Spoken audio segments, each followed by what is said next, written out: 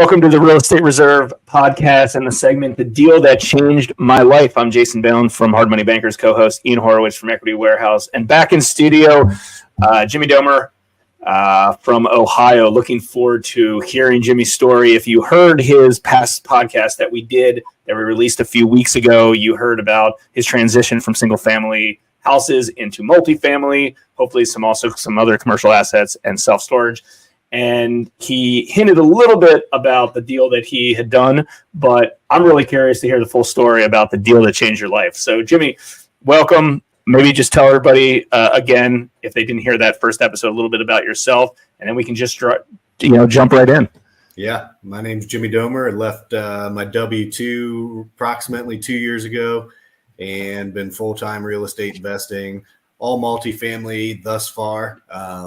Working on some other stuff, but love real estate, love what it can do. I'm sitting in my cabin right now on what is today?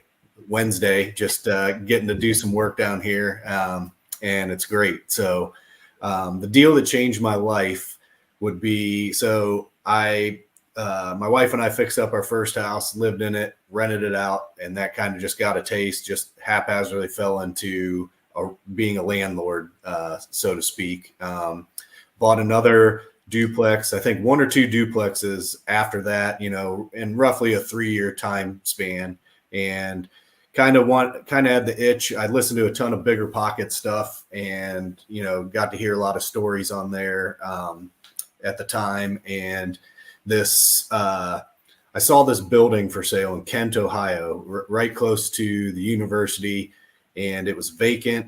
I saw it, and it was, I think at the time it was around $400,000. And I'm like, man, I could see that being, it had 4 apartments on top and a commercial space on the bottom. And I just you could do something with that. And it sat for 18 months. This would have been around 2016. I think I bought it in 2017, but, it dropped. It was at like 300,000. I'm like, I'm going to call and look at it. So I went through it. It was an old. It was an old Federated Auto Parts store on the bottom. And they had fixed up a little bit of the 4 apartments up top, but it was completely vacant. So no income coming in, but I just saw this thing being revived. It was bright blue, bright blue on the sides. It was brick front. And I'm like, man, you could paint this. So I started talking with the broker at the time and actually met the owner the second time I looked at it again, and the owner actually brought up owner financing. And so, I was still pretty novice in the real estate world. I had financed traditionally the properties I had before, but I'm like, well, this is interesting. So he offered me owner financing at 6% for 30 years, which at the time, rates were they were lower than that. They hadn't bottomed yet, but they were definitely lower. I'm like, well, this gets me in. He offered me 10% down. And so I offered 225. So I got into this property. I think we ended up at around, the roof had some things that I had him pay for. I think I bought the property for like 220 when it was all said and done, 20 grand down or 22,000 down. And I'm still in that owner finance right now. So it's so interesting to see, because I was looking to try and refi that early and get out of that. But now that's still an asset at 6%, and sure, had the same $1,100 a month payment ever since. And so when I went into there, we painted cabinets.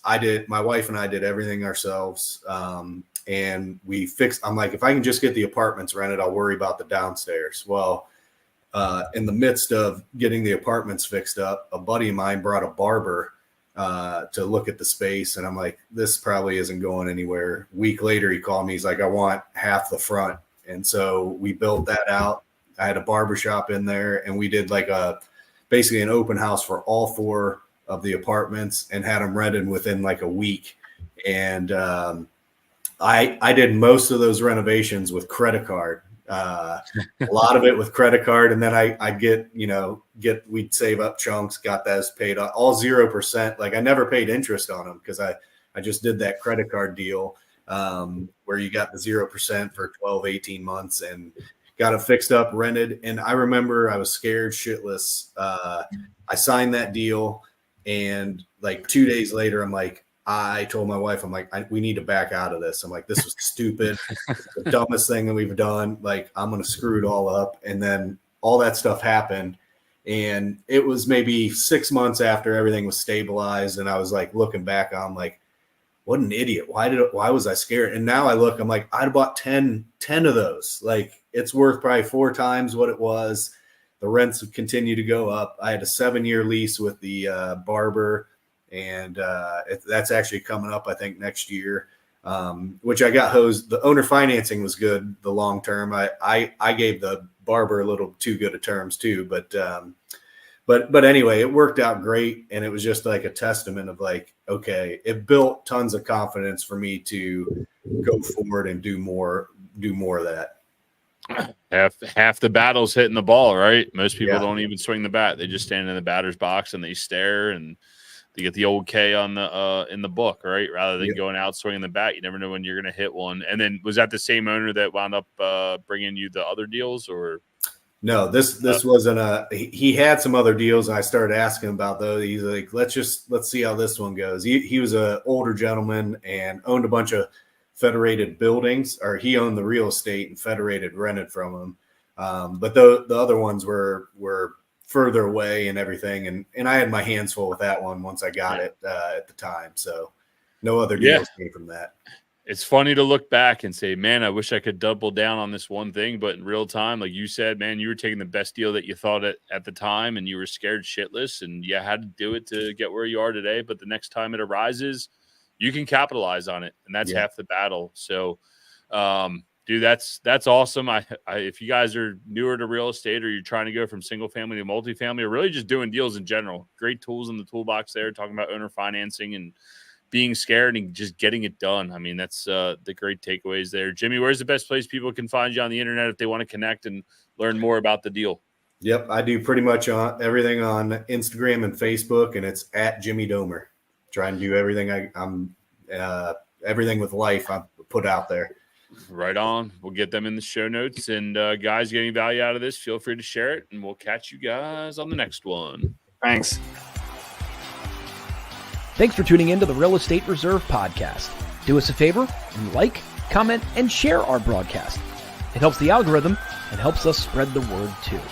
Till next time, thank you for tuning in.